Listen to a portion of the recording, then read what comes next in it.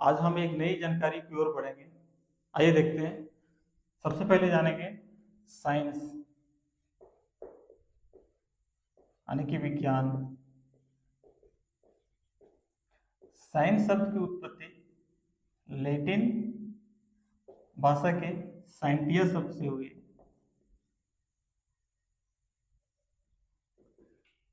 जिसका अर्थ यानी मीनिंग होता है नॉलेज या टू नो, ज्ञान या जानना।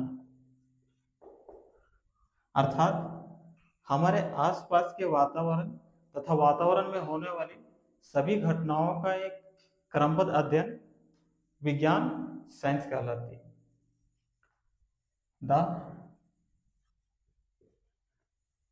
The systematic study of nature and natural phenomena is called science। अर्थात प्रकृति तथा प्रकृति में होने वाली सभी घटनाओं का एक क्रमबद्ध सिस्टमेटिक अध्ययन ही विज्ञान कहलाती है। साइंस को अध्ययन की सुविधा के लिए दो भागों में बांटी गई। पहला भाग होता है नेचुरल साइंस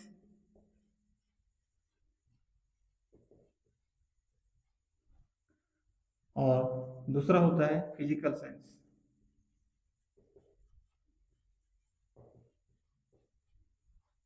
नेचुरल साइंस को भी दो भागों में बांटा गया है। पहला होता है जूलॉजी यानी कि जंतु विज्ञान और दूसरा होता है बॉटनी वनस्पति विज्ञान।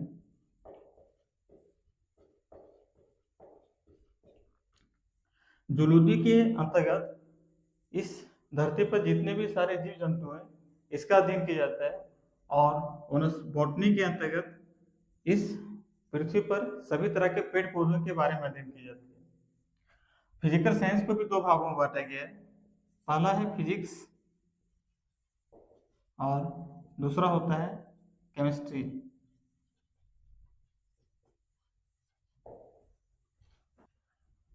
अब हम आगे फिजिक्स के बारे में जानेंगे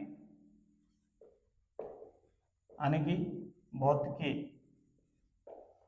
फिजिक्स विज्ञान का वह ब्रांच है जिसमें पदार्थ और ऊर्जा और दोनों के बीच के संबंध के बारे में अध्ययन की जाती है। फिजिक्स में मैटर यानी कि पदार्थ और एनर्जी ऊर्जा और दोनों के बीच के रिलेशन का अध्ययन की जाती है कि पदार्थ और ऊर्जा में क्या संबंध है। फिजिक्स को सुविधा के लिए 8 मेन पार्ट्स में बांटा गया है। इसका पहला होता है मैकेनिक्स, इसे कहते हैं आंतरिकी। दूसरा होता है साउंड, जिसे ध्वनि कहते हैं। तीसरा होता है लाइट यानी कि प्रकाश। चौथा होता है इलेक्ट्रिसिटी, जिसे विद्युत कहते हैं। पांचवा होता है मैग्नेटिज्म यानी चुंबकत्व। छठा जो होता है यानी कि ऊष्मा कहते हैं।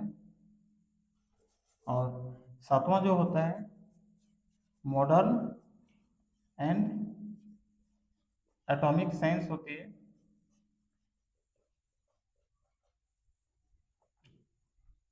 और आठवां जो होता है इलेक्ट्रॉनिक्स होता है। इलेक्ट्रॉनिक्स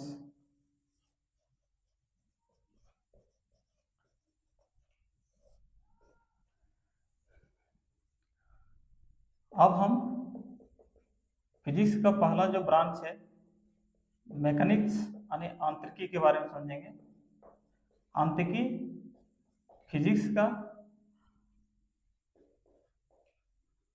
यानी भौतिकी का ऐसा ब्रांच है जिसमें मोशन ऑफ ऑब्जेक्ट और फोर्स अप्लाइंग ऑन इट, अर्थात आंतरिकी में कोई गतिशील वस्तु और उस गतिशील वस्तु पर लगने वाले बल के बारे में अध्ययन की जाती है। और इसी के अंतर्गत फोर्स, मोशन, वेलोसिटी, प्रेशर और मोमेंटम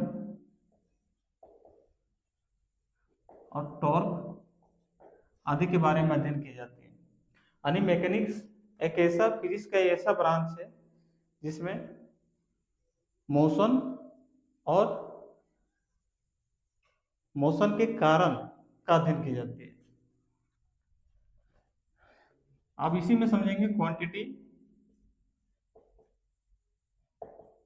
यानी कि राशि। क्वांटिटी राशि वे चीजें होती है जिसे हम संख्यात्मक रूप में यानी न्यूमेरिकल फॉर्म में लिख सकते हैं। क्वांटिटी को हम न्यूमेरिकल फॉर्म में लिख सकते हैं। जिन चीजों को हम न्यूमेरिकल फॉर्म में यानी संख्यात्मक रूप में लिख सकते हैं उसे राशि कहते हैं। जैसे लेंथ को हम न्यूमेरिकल रूप में लिख सकते हैं, जैसे 5 मीटर, 10 मीटर, 10 सेंटीमीटर, 10 किलोमीटर, ये सारी लेंथ है, इसे हम नंबर फॉर्म में लिख ले रहे हैं। दूसरा होता है टेम्परेचर।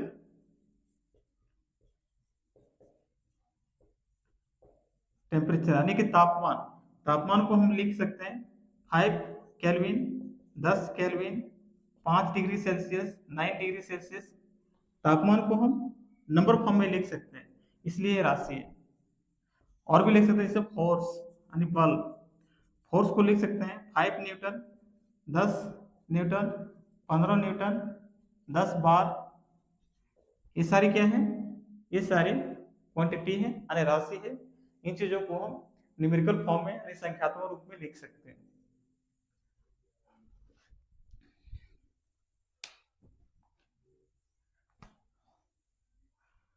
कुछ ऐसी चीजें होती है जिसे संख्यात्मक, कुछ ऐसी चीजें होती है जो राशि बिल्कुल भी नहीं होती है। जैसे में हमारा हेट, जैसे में घृणा, प्यार, हमारे द्वारा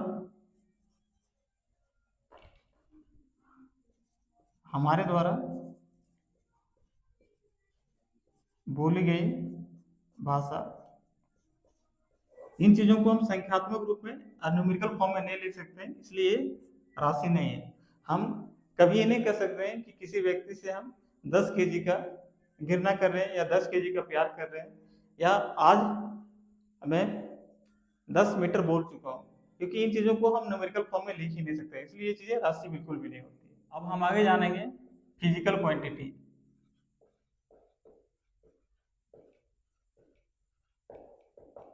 यानी कि भौतिक राशि। भौतिक राशि वे चीजें होती है जिसे भौतिक उपकरण के माध्यम से माप सकते हैं, यानी कि any quantity that can be measure using physical quantity.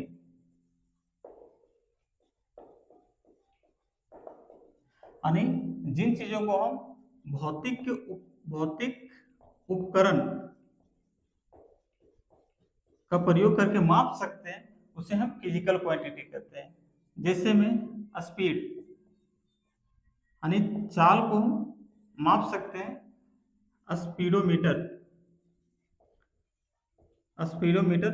उपकरण का प्रयोग करके।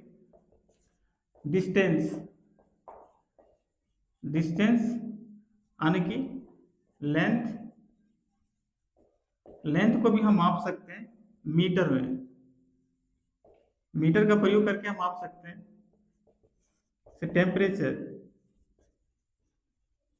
टेम्परेचर मापने के लिए हमारा थर्मामीटर होती है। थर्मामीटर एक भौतिक उपकरण है। थर्मामीटर का प्रयोग करके हम टेम्परेचर माप सकते हैं। जैसे टाइम को क्लॉक या वॉच के माध्यम से हम बिल्कुल माप सकते हैं कि टाइम कितनी हुई। यानी कि जिन चीजों को भौतिक उपकरण, यानी स्पीडोमीटर एक भौतिक उपकरण है, मीटर भी है, थर्मामीटर है, क्लॉक या वॉच एक भौतिक उपकरण है। भौतिक उपकरण का प्रयोग करके जिन चीजों को हम माप सकते हैं उसे कहते हैं फिजिकल क्वांटिटी या भौतिक राशि। On the basis of direction,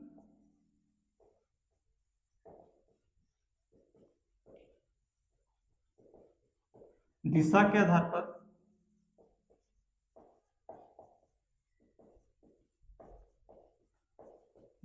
आधार पर फिजिकल क्वांटिटी को दो भागों में बांटा जाता है। पहला होता है स्केलर क्वांटिटी और दूसरा होता है वेक्टर क्वांटिटी।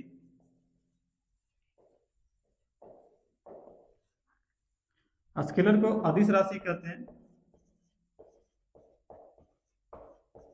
और वेक्टर को सदिश राशि कहते हैं।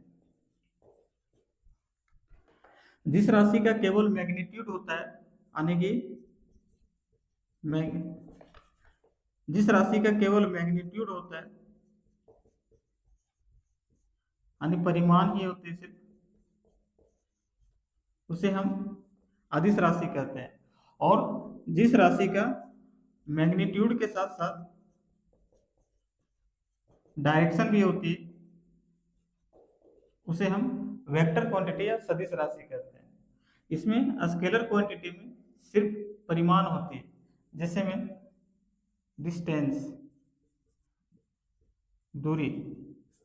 दूरी एक अदिश राशि है क्योंकि दूरी में कोई दिशा नहीं होती है। Speed,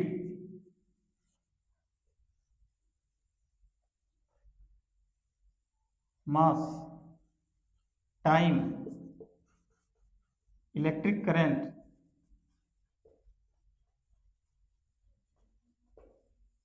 etc। ये वैसे फिजिकल क्वांटिटी है जिसमें सिर्फ परिमाण मैग्नीट्यूड होती है, डायरेक्शन बिल्कुल भी नहीं होती है।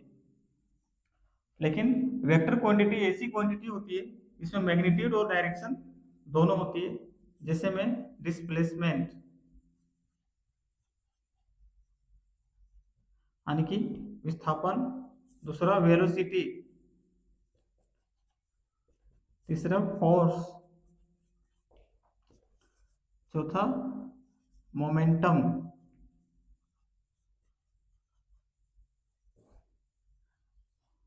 पांचवा प्रेशर।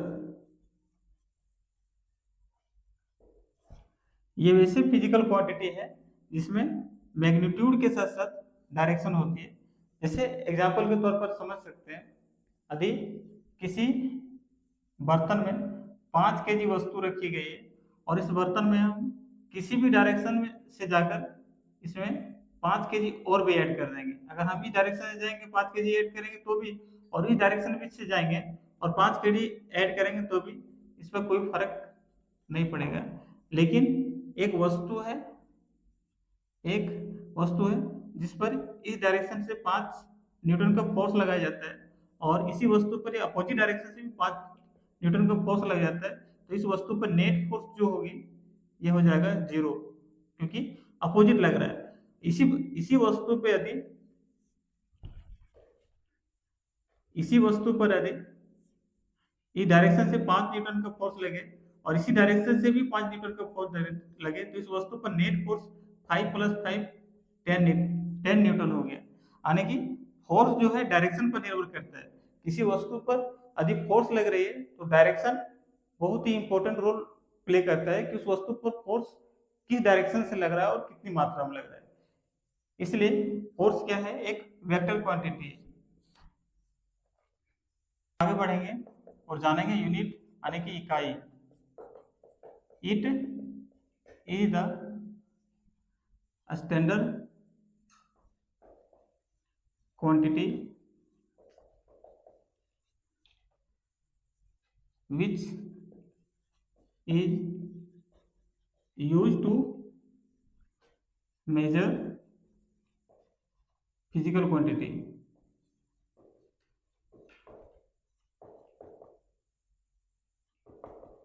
यानी कि इकाई जो होता है या मानक मात्रक होता है,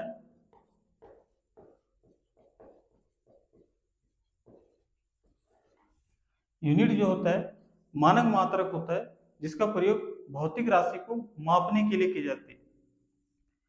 जैसे अगर हम मास को माप लिए तो इसे हम केजी में मापते हैं, अगर हम टाइम को मापते हैं तो इसीलिए सेकेंड का प्रयोग करते हैं। इसी तरह अगर टेम्परेचर को मापते हैं तो इसके लिए केल्विन का प्रयोग किया जाता है या डिग्री सेल्सियस का प्रयोग किया जाता है। तो ये जो केजी है, सेकेंड है, केल्विन और डिग्री सेल्सियस है, ये यूनिट है।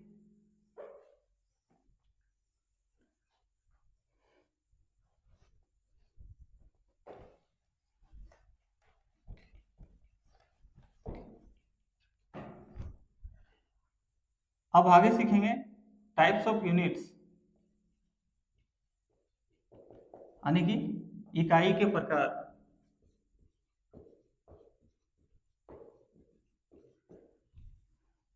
इकाई 4 प्रकार के होते हैं। पहला होता है FPS, यानी कि फुट पाउंड सेकेंड सिस्टम। पहला जो होता है FPS यानी फुट पाउंड सेकेंड सिस्टम। दूसरा होता है CGS centimetre gram second system. तीसरा होता है MKS metre kilogram second system. और चौथा होता है SI यानी द इंटरनेशनल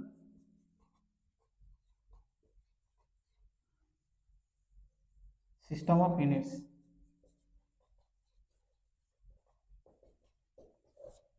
यानी कि हमारे आसपास की चीजों को मापने के लिए, उसे मेजर करने के लिए ये 4 प्रकार के सिस्टम है।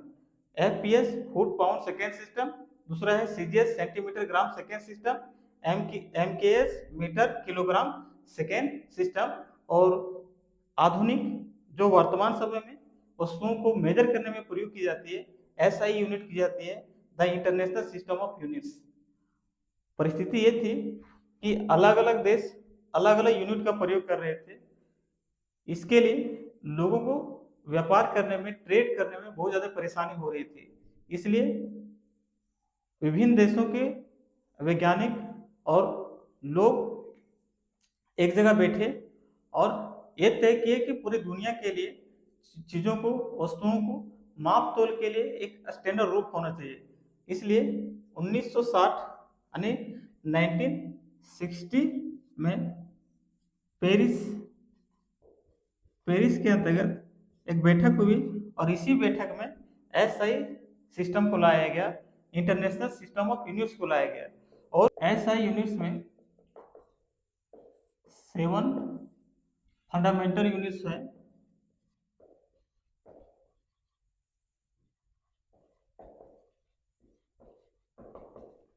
और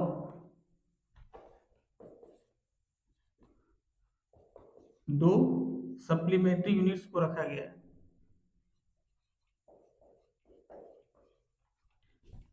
ऐसा यूनिट्स में 7 फंडामेंटल यूनिट्स को रखा गया है और 2 सप्लीमेंट्री यूनिट्स को रखा गया है ताकि हमारे आसपास की वस्तुओं को, चीजों को मापने में, मेजर करने में आसानी हो। ये साथ पहला ऐसा यूनिट लेंथ के लिए माने गई, यानी दूरी के लिए माने गई। दूरी का जो ऐसा यूनिट है ये मीटर होती है।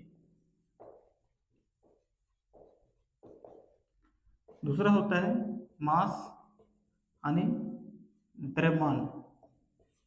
द्रव्यमान का ऐसा यूनिट जो होती है ये होती है किलोग्राम, यानी कि केजी।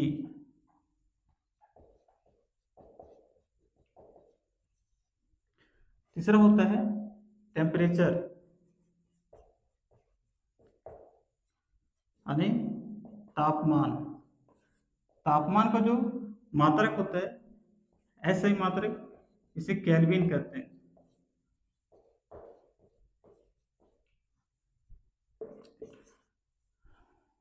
चौथा होता है टाइम, यानी समय। समय का मात्रक सेकेंड होती है।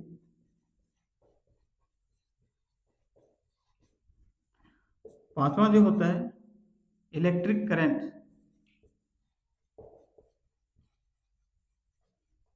यानी विद्युत धारा। विद्युत धारा का जो मात्रक होता है इसे कहते हैं एम्पियर।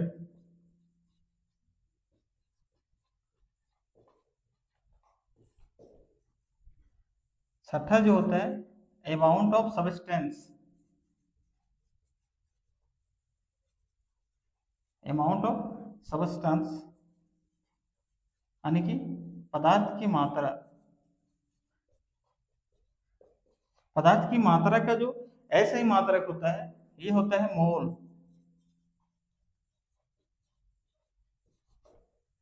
और लास्ट जो होता है ये होता है लुमिनस इंटेंसिटी।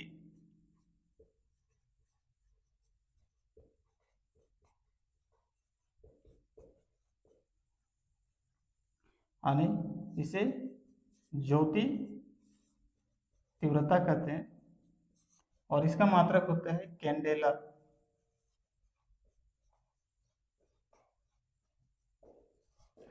ये 7 फंडामेंटल यूनिट्स होते हैं। पहला लेंथ, लेंथ का फंडामेंटल यूनिट मीटर होता है। मास यानी द्रव्यमान, द्रव्यमान का फंडामेंटल यूनिट किलोग्राम होती है। टेम्परेचर, टेम्परेचर का फंडामेंटल यूनिट केल्विन होती है। टाइम, टाइम का सेकेंड। इलेक्ट्रिक करंट का एम्पियर। अमाउंट ऑफ सब्सटेंस यानी पदार्थ की मात्रा का मोल। लुमिनस इंटेंसिटी ज्योति तीव्रता का कैंडेला। ये 7 फंडामेंटल।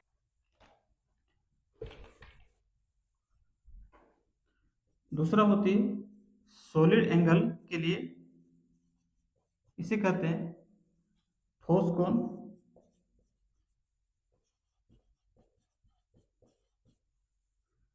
और इसे स्टेरेडियन से निरूपित करते हैं। सॉलिड एंगल का जो यूनिट होती है ये स्टेरेडियन होती है। जैसे कि फंडामेंटल यूनिट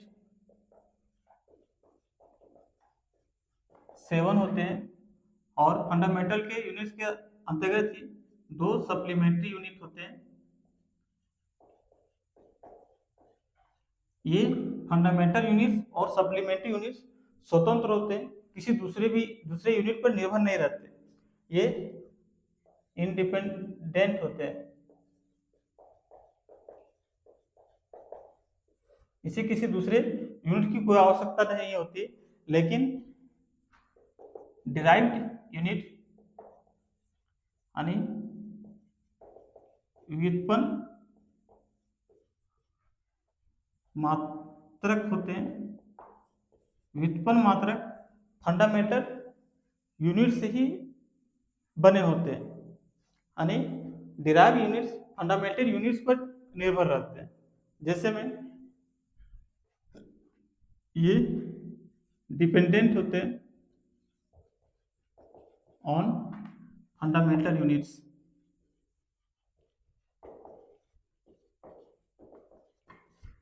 व्युत्पन्न मात्रक ड्राइव यूनिट्स हमेशा फंडामेंटल यूनिट्स पर निर्भर रहते हैं। जैसे में पहला वेलोसिटी, और डिराइव यूनिट की कोई निश्चित संख्या नहीं होती, इसकी संख्या बहुत सारा हो सकती है।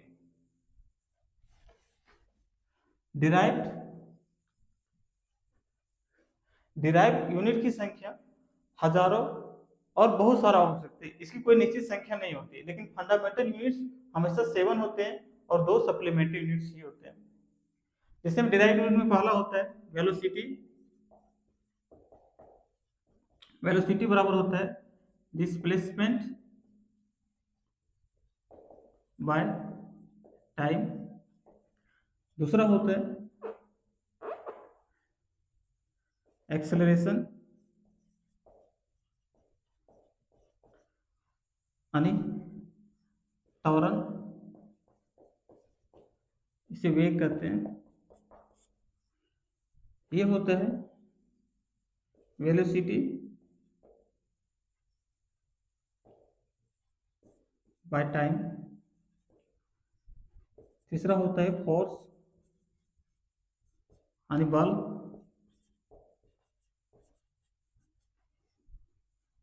फोर्स मास इंटू एक्सेलरेशन होती है।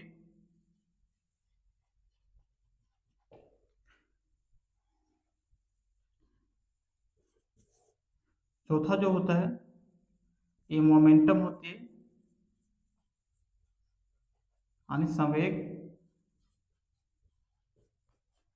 ये जो होती है ये मास इंटू वेलोसिटी हो जाती है। ये जितने भी यूनिट्स हैं, जितने भी क्वांटिटी है, ये सारे फंडामेंटल यूनिट्स पर निर्भर कर रहे हैं। हाई प्रेशर होती है यानी बल, सॉरी, हाई प्रेशर होती है दाब। Force by per unit area होती है। डेंसिटी होती है, डेंसिटी जो होता है मास पर यूनिट वॉल्यूम होती है।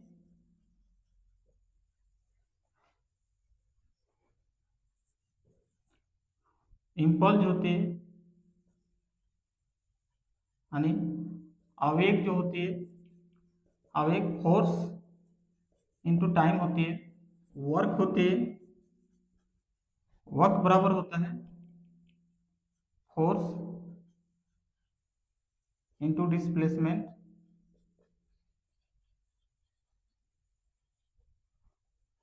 पावर होती है,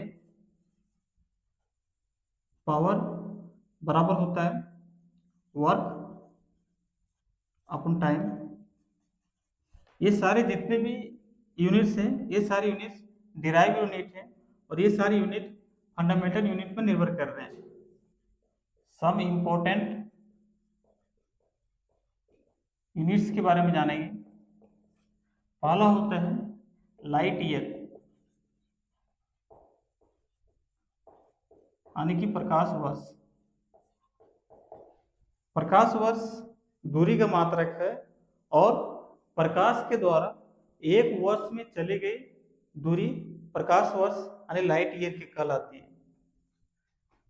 यानी distance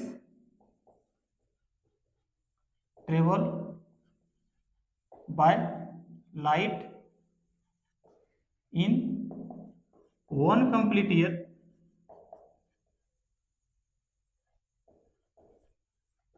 is called light year. प्रकाश के द्वारा एक वर्ष में चली गई दूरी लाइट ईयर कहलाती है और 1 लाइट ईयर 9.46 इंटू 10⁻15 मीटर होती है और 9.46 इंटू 10⁻12 किलोमीटर। मीटर में 15 और किलोमीटर में 12 होती है। दूसरा यूनिट जो होता है एस्ट्रोनॉमिकल यूनिट होता है।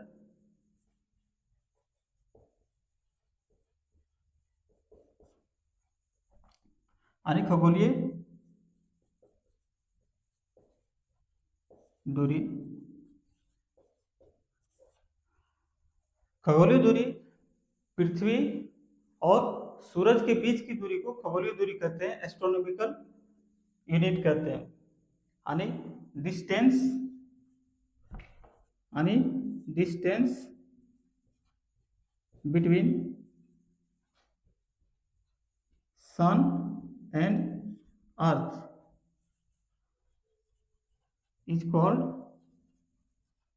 Astronomical units. पृथ्वी और सूरज के बीच की दूरी को एस्ट्रोनॉमिकल यूनिट कहते हैं।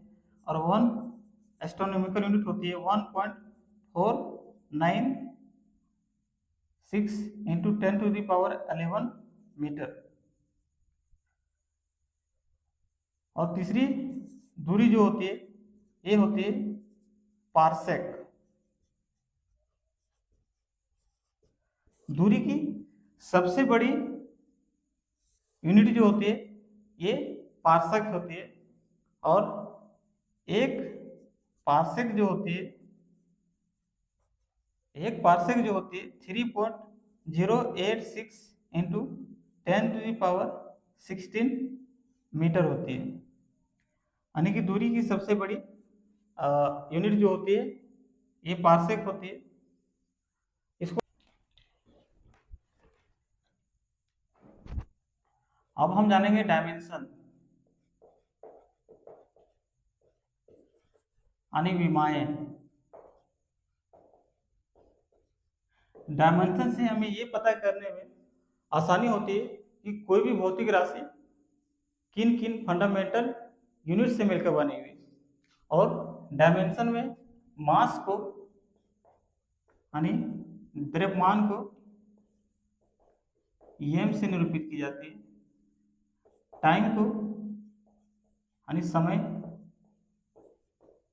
टी से निरूपित की जाती है। लेंथ को, यानी लंबाई को एल से निरूपित की जाती है। अगर कुछ देखते हैं, कुछ भौतिक राशि का डायमेंशन हम देखते हैं। पहला है वेलोसिटी। वेलोसिटी बराबर होता है डिस्प्लेसमेंट बाय टाइम। डिस्प्लेसमेंट जो है ये दूरी है और दूरी को एल से निरूपित की जाती है और टाइम को टी से निरूपित की जाती है। इसलिए वेलोसिटी का डायमेंशन एल टी -1 हो जाएगा। टी जब ऊपर जाएगा तो माइनस हो जाती है। दूसरा होता है एक्सेलरेशन, यानी कि त्वरण। त्वरण बराबर होता है वेलोसिटी अपॉन टाइम। वैसे वेलोसिटी का डायमेंशन एल टी -1 है और टाइम का टी होता है।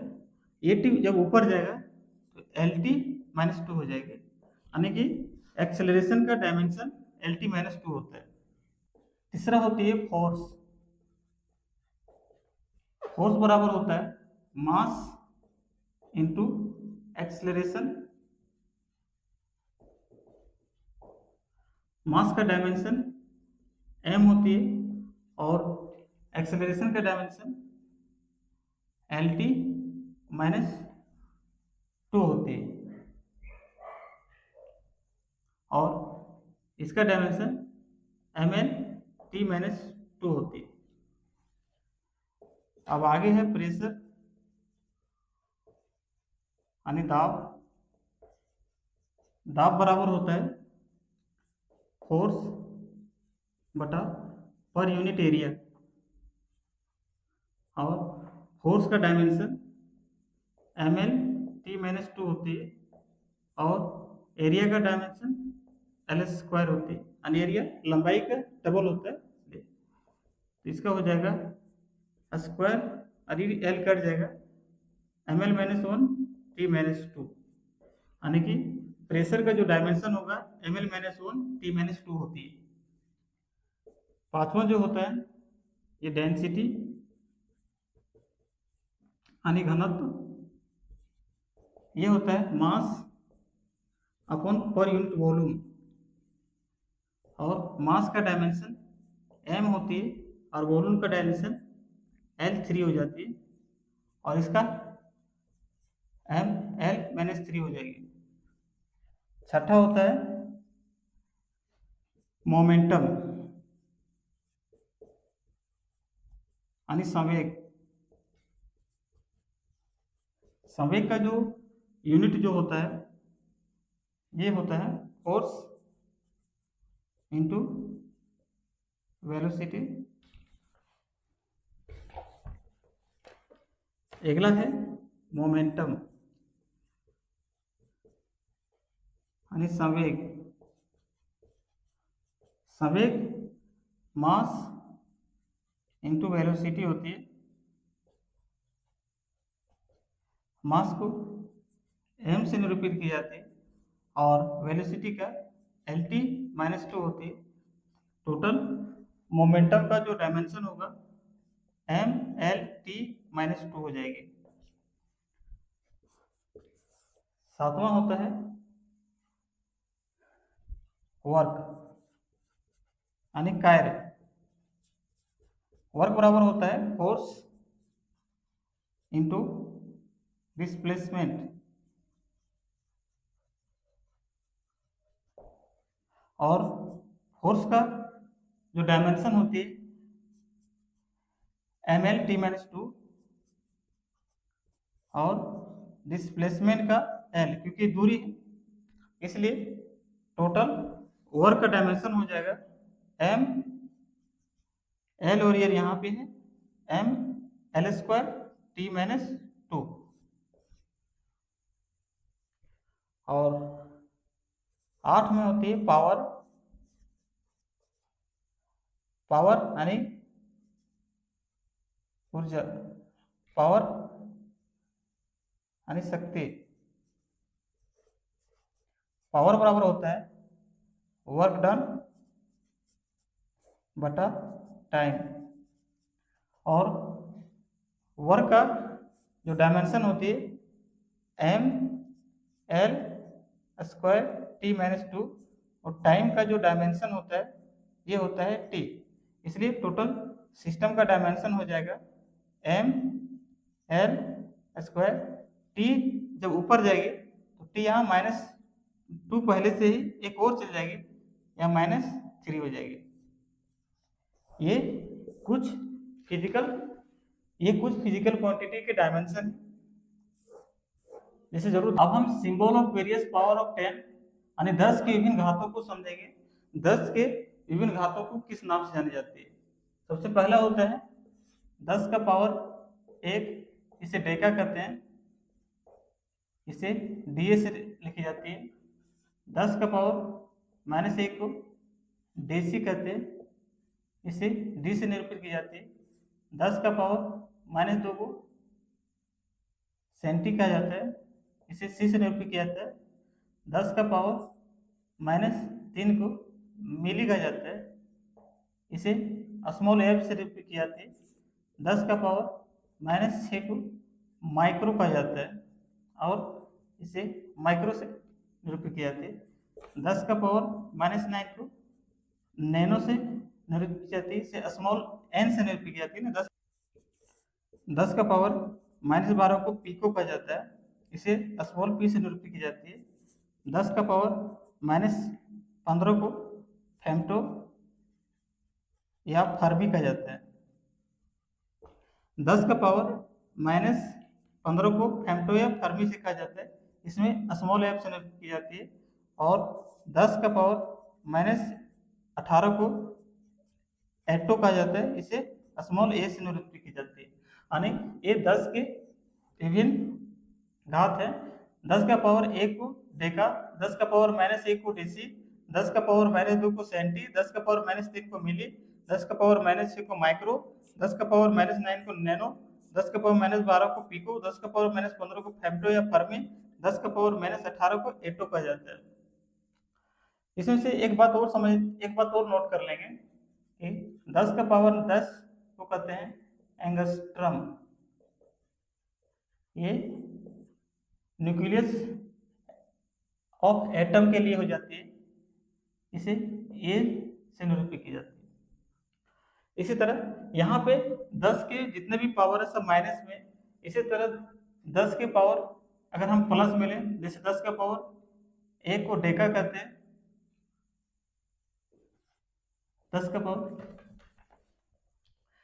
यहाँ देख सकते हैं 10 का पावर 1 होता है डेका, 10 का पावर 2 होता है हेक्टो, 10 का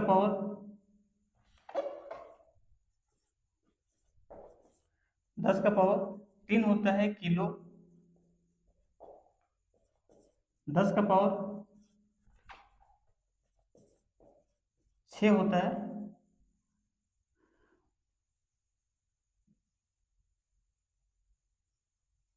मेगा, इसे एम से निरूपित की जाती है। 10 का पावर 9 होता है गीगा,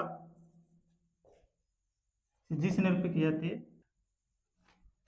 टेरा,